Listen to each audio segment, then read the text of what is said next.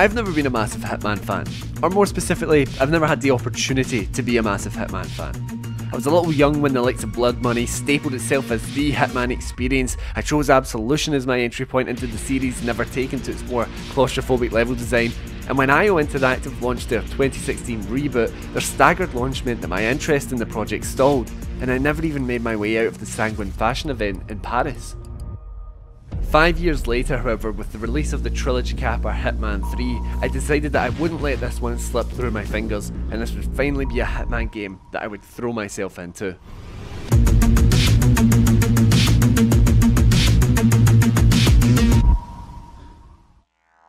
Patience, precision and exact planning are required to see yourself through the newest and meticulously designed levels which span the dizzying heights of Dubai, the grey-coded skies of an English manor, the neon-specked streets of Chongqing, China and beyond.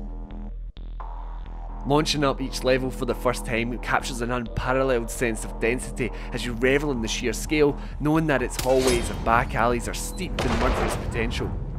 This brilliant open-ended level design meant that those first playthroughs were simply spent wandering, snooping and mentally mapping out each of its shortcuts and access ladders and clear lines of sight.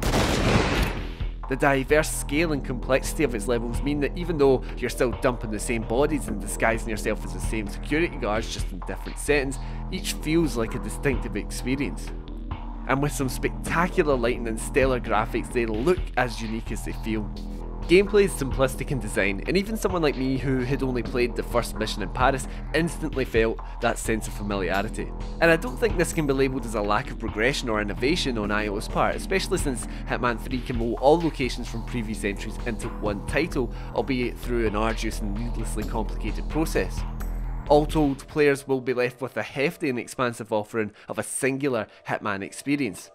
However, while the similar gameplay makes for a more cohesive form of play across all three titles, the stilted gunplay remains, becoming apparent every time a plan falls apart and bullets start to fly. That being said, the moment-to-moment gameplay is an absolute thrill. Controlling the calm and collected Agent 47 will see you tailing leads, meandering your way around employees that will see through your disguises, and waiting for the perfect moment to strike, and you'll look good when you're doing it. This is a highly replayable and insanely addictive process as you check off the many challenges that each level offers, which smartly tease you into exploring how exactly you can poison Lady Carlisle or impale Carl Ingram.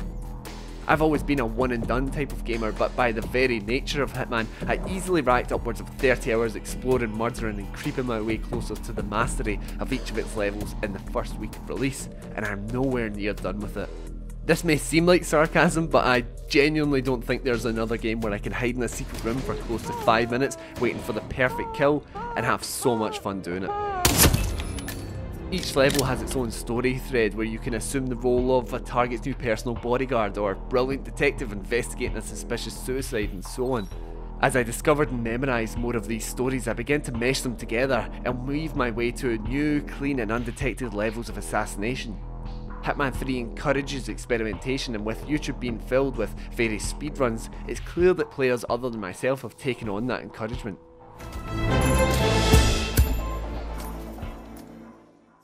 There is a story at play here, noted by short cutscenes either side of a mission. However, its narrative is light, boiling down to bad people doing bad things that must be stopped.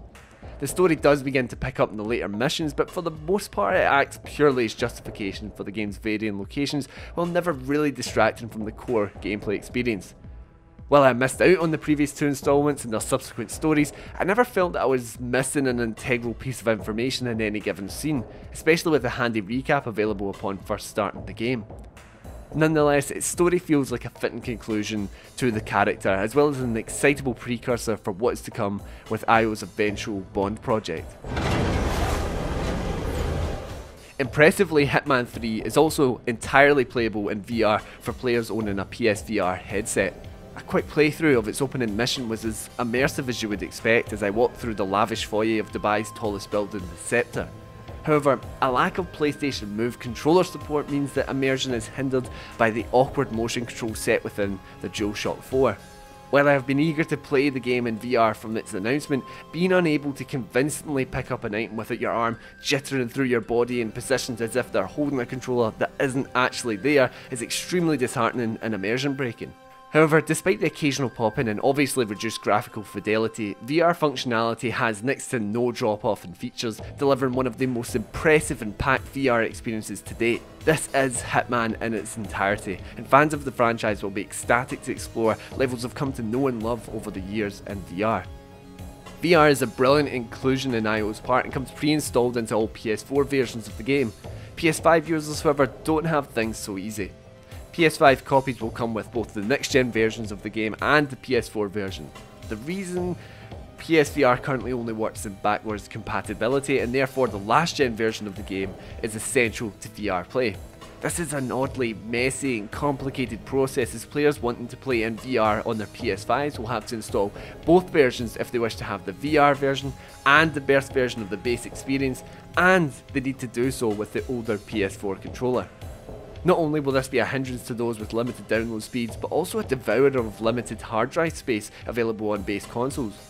On the flip side though, this does offer up the opportunity for PS5 players purchasing a physical copy of the game to gift their codes of the PS4 versions to friends or family if they aren't interested in the VR version of the game. This, partnered with the aforementioned rollover issues, leaves players jumping through hoops before being able to access their content, and while it may be a nitpick and possibly out of IO's hands, it is a muddied mark on the game's clean sheet.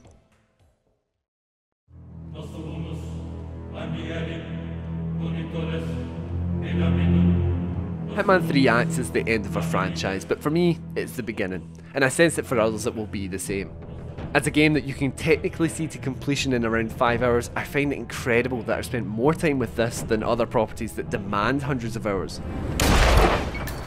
Before I'd even finished its 6 levels, I was installing the previous 2 entries with giddy excitement, and even as I record this audio, I'm still chipping away at the third game's various challenges. Hitman 3 is a personal Game of the Year contender, and it's not because it's asking nicely with lavish graphics and large-scale levels.